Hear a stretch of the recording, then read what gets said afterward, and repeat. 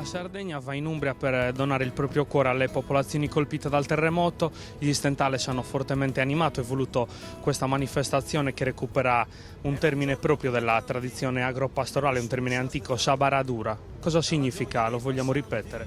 Ma Saparadura, ripeto, è un atto dove i pastori sardi, ma già dalla notte dei tempi, quando un pastore era in difficoltà, davano una pecora per ricompattare il gregge, a prescindere da quello che era successo, quindi poteva essere una causa naturale come un fulmine che aveva colpito le pecore sotto una pianta, come il fuoco, come una disgrazia che glieli hanno ammazzati oppure che usciva dal carcere, quindi ognuno sentiva in dovere di portare una pecora per ricompattare il gregge e far sì che, appunto, che il pastore riprendesse l'attività di sempre.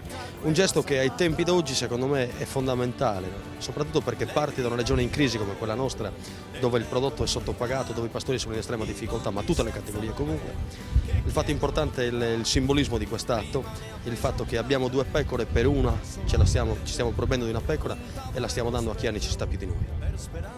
Ha in mano un CD, l'aspetto musicale sarà fondamentale in questa trasferta. Di cosa si tratta? Beh, il CD è quello che abbiamo fatto, scritto insieme a Roberto Vecchioni, a Mani Nude, una canzone appunto che farà parte di questo nuovo lavoro, che andrà appunto legata a una bottiglia di vino della cantina sociale Silittere di Bosa, e servirà per ricostruire appunto una parte, cioè l'orfanotrofio delle suore di Cascia. È un CD DVD dove appunto hanno collaborato degli amici a scopo totalmente gratuito, anche lo stesso Vecchioni, ma anche gli stessi Domenico Luciosano e Serafino De Riu, che hanno fatto la parte DVD della canzone. E la cosa importante è veramente che vada a buon fine, perché tutti hanno messo veramente il cuore e l'anima per far sì che questa popolazione, visto che le istituzioni rallentano ad arrivare, ma la gente comune si dà una mano sempre e diretta.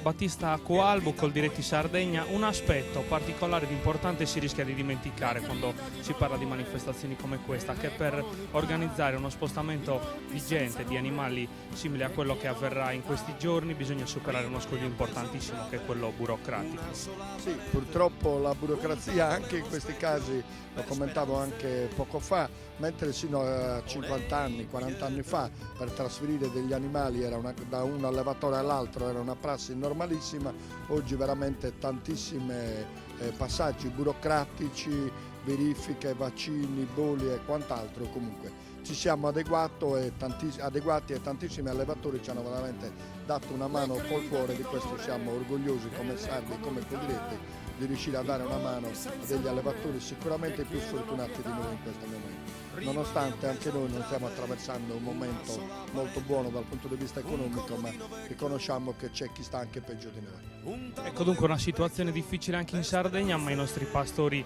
non volevano mancare a questo evento. Sì, non volevamo mancare e una volta tanto veniamo anche imitati dagli altri, perché è un qualcosa che ha marcato appunto il mare, e anche nel continente stanno mettendo su iniziative simili alla nostra. Evidentemente qualche volta abbiamo qualcosa da insegnare anche noi.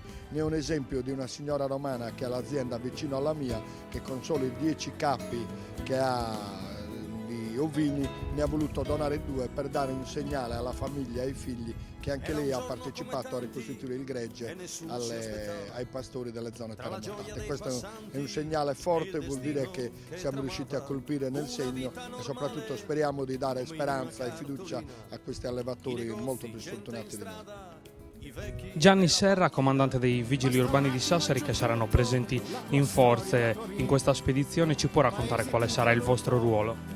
Dunque, il nostro ruolo sarà duplice. Noi andremo a Cascia unitamente alla Carovana dei Sardi. Abbiamo previsto un servizio di staffetta e di accompagnamento col reparto motociclisti e avremo a seguito 2 squadre di agenti che continueranno la missione ad Amatrice.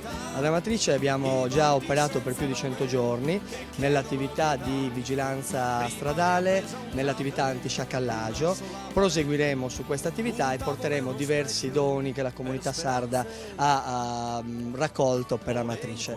A Cascia per noi sarà un'esperienza fortissima, è un'opportunità grande, andremo a fare qualcosa di nuovo per la Polizia Municipale, perché saremo unitamente alla Protezione Civile ad allestire il campo tenda, aiuteremo in tutte le attività legate agli eventi che si svolgeranno fino al momento culminante, che è quello della domenica con la consegna dei capi ovini e col concerto degli Stentales.